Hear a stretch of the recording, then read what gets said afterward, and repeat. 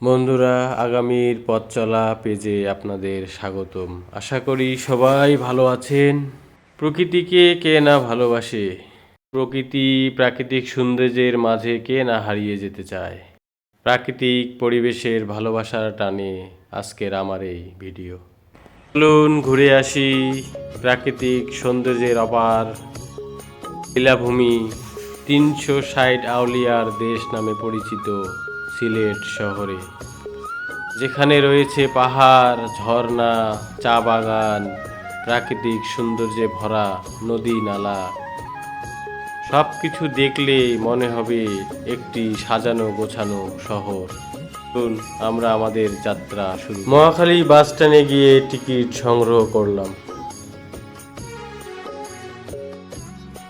কিছুক্ষণের মধ্যেই আমাদের গন্তব্যের উদ্দেশ্যে বাসটি ছেড়ে যাবে।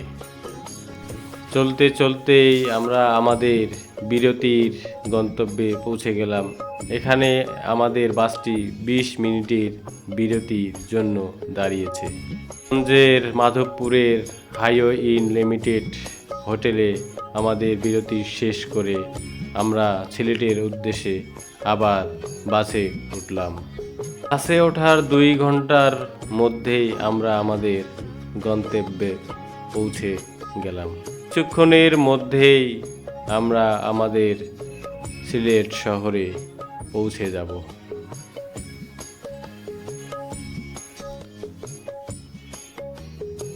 বলতে বলতেই আমরা সিলেট শহরে পৌঁছে গেলাম। টার্মিনাল থেকে সিএনজি যোগে সিলেট মেন শহরে শাহজালাল মাজারে আমরা পৌঁছে গেলাম। মাজারের ভিতরটা একটু ঘোরাঘুরি করার পর আমরা আবাসিকের উদ্দেশ্যে রওনা হব। আগে থেকেই আমাদের আবাসিক বুক করা ছিল, তাই খুব একটা কষ্ট পেতে হয়নি। প্রিয় বন্ধুরা, আজকে আমি আপনাদের নিয়ে যাব মৌলভীবাজার জেলার বড়লেখা উপজেলায় অবস্থিত মাধবকুণ্ড ইকো পার্কে। সারাদিন ঘোরার জন্য আমরা একটি গাড়ি রিজার্ভ করে রেখেছিলাম।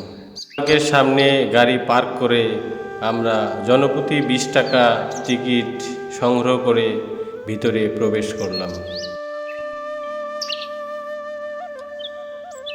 এখানকার প্রাকৃতিক সৌন্দর্য দেখলে আপনি অবশ্যই মুগ্ধ হবেন। সৃষ্টিকর্তার কি অপার নীলাভূমি এই মাধবকুণ্ড ইকো পার্ক। এখানে উঁচু উঁচু পাহাড়ের সাথে রয়েছে উঁচু উঁচু গাছ।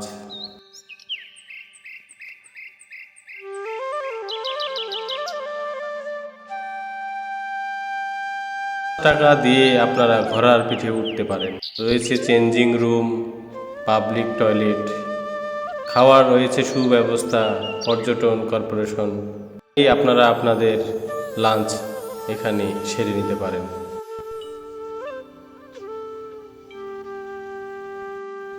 পর্যটন কর্পোরেশনের সাথে যোগাযোগ করলে আগে থেকে অর্ডার দিয়ে রাখতে পারেন। প্রাকৃতিক পরিবেশ যে এত সুন্দর হয়, এখানে না আসলে আপনারা বুঝতেই পারবেন না। প্রাকৃতিক পরিবেশ উপভোগ করার জন্য এখানে রয়েছে ওয়াচ টাওয়ার। এখানে উঠলে আপনারা পুরো ভিউটা আপনারা সুন্দর করে দেখতে পাবেন।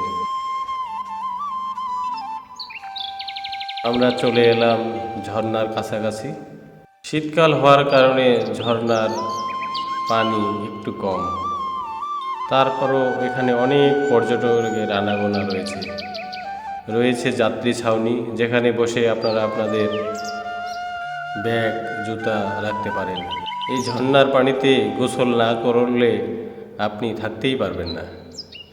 জলে গা ভেজাতে আপনার মন চাইবেই। প্রায় 162 ফুট উঁচু পাহাড় থেকে নেমে আসছে ঝর্ণা স্রোতধারা। কতই না ভালো লাগছে, কতই না সুন্দর এখানকার পরিবেশ। এইরকম প্রাকৃতিক পরিবেশ কেই না উপভোগ করতে চায়।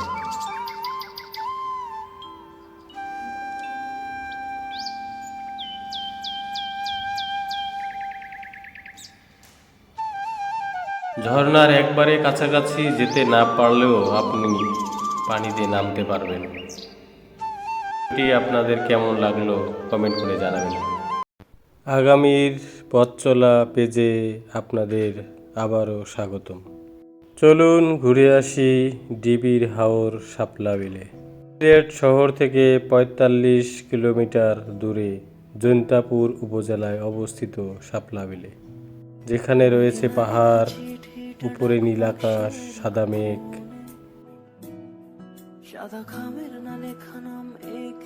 ভ্রমণ পিপাসুদের জন্য আমার এই সামান্য প্রচেষ্টা। শাপলা বিলে যারা আসতে আগ্রহী তারা অবশ্যই একটু সকাল সকাল বেরিয়ে পড়বেন, কারণ সূর্যের আলো বাড়ার সাথে সাথে শাপলা ফুলগুলো নিজেকে গুটিয়ে নেয়। এখানে আসতে চাইলে সিএনজি লেগুনায় করে আসতে পারেন। শাপলা বিলে আসলে আপনাকে নৌকায় করে ভ্রমণ করতে হবে। এখানে দেখতে পাচ্ছেন অনেক সারি সারি নৌকা বাঁধা রয়েছে। ৬ থেকে ৭ জন মিলে একটা নৌকা ভাড়া করে নিতে পারেন। নৌকায় করে পুরো শাপলা বিল ঘুরে দেখলে আপনার অনেক ভালো লাগবে।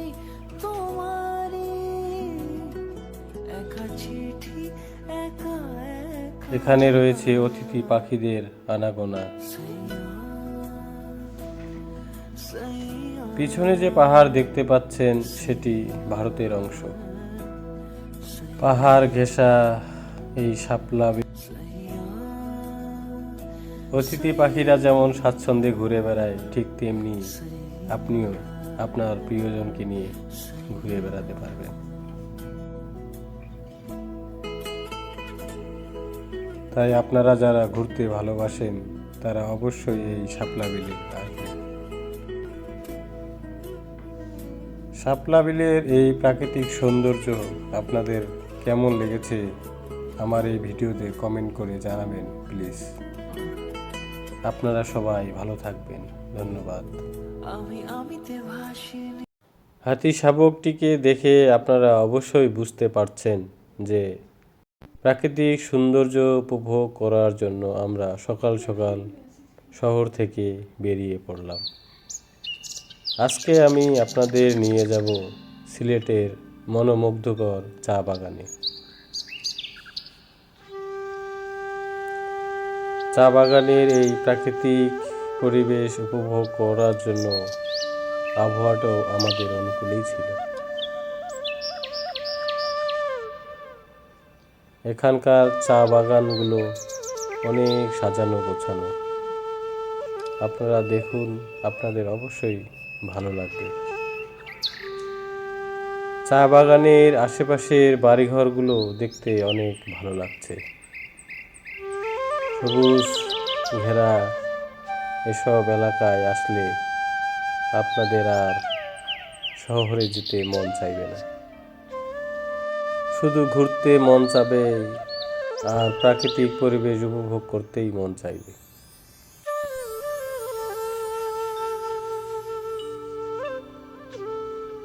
চা বাগানের ভিতরে প্রবেশ করে আপনারা আপনাদের ছবি ভিডিও করতে পারবেন। কিছু কিছু জায়গায় ব্যারিকেড রয়েছে। আমরা আবার আমাদের যাত্রা শুরু করলাম।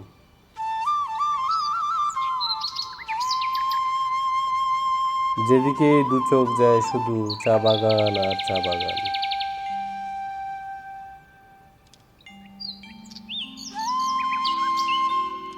কি সুন্দর একটি মনোমুগ্ধকর পরিবেশ, দেখলে প্রাণ জুড়িয়ে যাবে।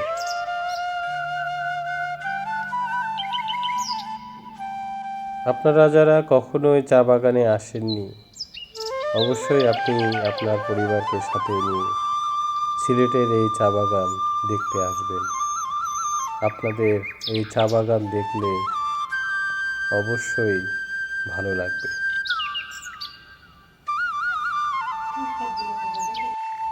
আপনাদের ভালো লাগলেই আমার এই ভিডিও করার সার্থকতা। আপনারা দেখতে পাচ্ছেন চা বাগানের ভিতরে প্রবেশ করে অনেক দর্শনার্থী তাদের প্রিয়জনদের সাথে ছবি তুলছেন, ভিডিও করছেন। চা বাগানের এই অপরূপ দৃশ্য আপনাদের কেমন লেগেছে কমেন্ট করে অবশ্যই জানাবেন। সবাই ভালো থাকবেন, ধন্যবাদ। ঘুরতে ঘুরতে আজকে আমরা চলে আসলাম সিলেটের প্রকৃতি কন্যা নামে পরিচিত জাফলংয়ে। এখানে আসলে আপনারা একটি গ্লাসের মধ্যে 7 রঙের চা খেতে পারবেন। 7 রং মানে 7টি কালারের চা। তো আমরা চলে আসলাম সিলেটের জাফলংয়ে। পাহাড়ের মধ্যে যে বাড়িঘর দেখতে পাচ্ছেন সেটি ভারতের মেঘালয়। জাফলংয়ের 0 পয়েন্টে যেতে চাইলে আপনাদের সিঁড়ি বেয়ে নিচের দিকে নামতে হবে। দেখতে পাচ্ছেন এখানে অনেক পর্যটকের ভিড়। নিচে অনেক দোকান পাট রয়েছে যেখানে আপনারা অনায়াসে কেনাকাটা করতে পারবেন। জাফলংয়ের যে নদীটি আপনারা দেখতে পাচ্ছেন এটির নাম পিয়ার নদী।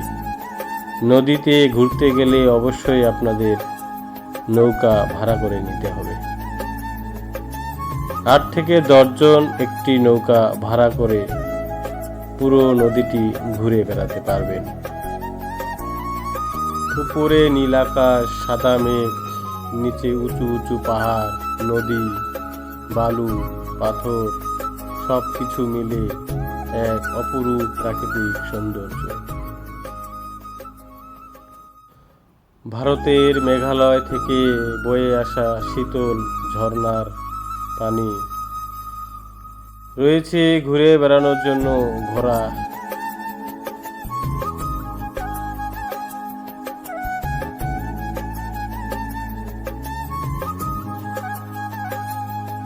পাথরের উপর দিয়ে বয়ে চলা নদীর স্রোতধারা।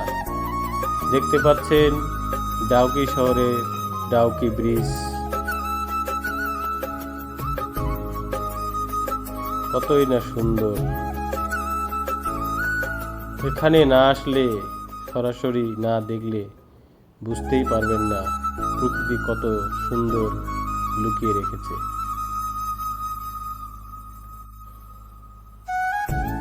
এখানে আসলে আপনারা গোসল করতে পারবেন। পাথরের উপর দিয়ে বয়ে চলা ঝর্ণা স্রোতধারায় পা ভেজাতে পারবেন।